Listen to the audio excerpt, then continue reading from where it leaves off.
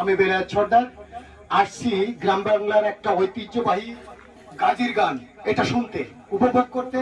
আমাদের অঞ্চলে আমরা অবশ্য শীতকালে থাকি না, দুবলাচরে থাকার সুবাদে আমার দেখা হয় না। আজকে হঠাৎ করে শুনলাম যে বর্ষাকালেও নাকি গাজির গান হয়। আমরা ছোটবেলায় শৈশবে দেখছি যে গাজির গানটা হচ্ছে মূলত সুন্দরবন কেন্দ্রিক। যারা সুন্দরবনের উপকূলীয় মানুষ, সুন্দরবনকে মানে, এই মানুষগুলো হচ্ছে কেউ মানতি করে, এভাবে ধর্ম জাতি নির্বিশেষে গানটা শুনতে আসে। শিশু বৃদ্ধ, আবাল বৃদ্ধ শিশু সবাই এটা দেখতে আসে। আমিও সেই সাথে ছোটবেলায় খুব উপভোগ করতাম। এই গানটা নিয়ে একবার ব্র্যাকের একটা বড় প্রোগ্রাম করার কথা ছিল, হয়তো সেটা হয় না। আমি এই মানুষগুলোর সাথে যোগাযোগ করছিলাম যে আপনাদের পুরনো গানটা আমরা বিশ্ব মানচিত্রের মতো তুলে ধরবো ব্র্যাকের মাধ্যমে। যাই হোক, যেটা হয় সেটা হয় নাই। ব্র্যাক যদি আবার কখনো আসে, আসিফ সালে ভাই, তাকে একবার আমরা এই গান শোনাবো এই মানুষগুলোর মাধ্যম দিয়ে। আমি চলে যাব এই এটাকে কি বলে গাজির গানের যে নেতা, আমি নেতার কাছে চলে যাব। নেতার কিছু কথা শুনবো যে কত বছর ধরে তিনি এই পেশাতে আছেন, পাশাপাশি অন্য কাজ কাম করেন, কিন্তু মানুষের মনোরঞ্জনের জন্য, মানুষকে আনন্দ দেওয়ার জন্য।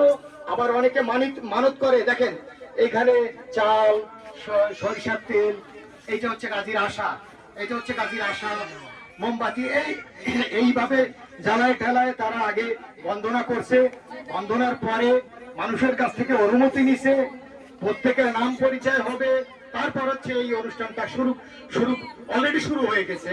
এর মাঝখান দিয়ে আমি এসে পড়ছি, আমার একটু লেট হয়েছে। আমি চলে যাব আমাদের নেতা গাজী ভাইয়ের কাছে, যে একসময় গাজীর পাটে থাকতো। এখন সে তার নাম হচ্ছে আমার শ্রদ্ধেয় বড় ভাই, নাম হচ্ছে মোস্তফা শেখ। একসময় খুব জ্বালাইছি, এখন জ্বালাইতে সুযোগ পাই না। ভাই, আপনার কাছ থেকে শুনতে চাই যে আপনারা কত বছর এই গানটা করেন এবং কেন করেন? সুন্দরবনের উপকূলীয় মানুষ এই গানটা মানত করে, এই করে সেই করে, ধর্ম জাতি নির্বিশেষে এই গানটা দেখতে আসি। আমরা শীতকালে থাকি না, তাই দেখতে পাই না। হঠাৎ করে আপনাকে বর্ষাকালে পাইছি। এখন আপনি একটু বলেন যে আপনাদের, এবং আপনি বলবেন প্লাস হচ্ছে আপনার কার কোন রোলটা আছে, কে কোন পার্টি আছে, কে বাঁশিওয়ালা, কে ঢোলওয়ালা। আপনাদের তো বাদ্যযন্ত্র খুব কম লাগে, বর্তমান ডিজিটাল যুগে অনেক বাদ্যযন্ত্র লাগে। এই একমাত্র গান আমি দেখি যেখানে বাদ্যযন্ত্র খুবই সীমিত। যাই হোক ভাই, আপনি কথা বলেন, আমি হচ্ছে আপনার পিছনে থাকি। কথা কি বলবো, কথা তো এই গাজির গান। এই গাজির গান আসলে কিন্তু একটা ধর্মীয় গান। তবে ধর্মীয় গান আমরা এই পর্যন্ত, আমার গানের জগতের বয়স আজ 35 বছর। আমি এই 35 বছর এই ছেলেবেলে নিয়ে গান বাজনা করি, দেশ বিদেশে ঘুরে বেড়াই এবং দেশ বিদেশে এই গান বাজনা আমি করি।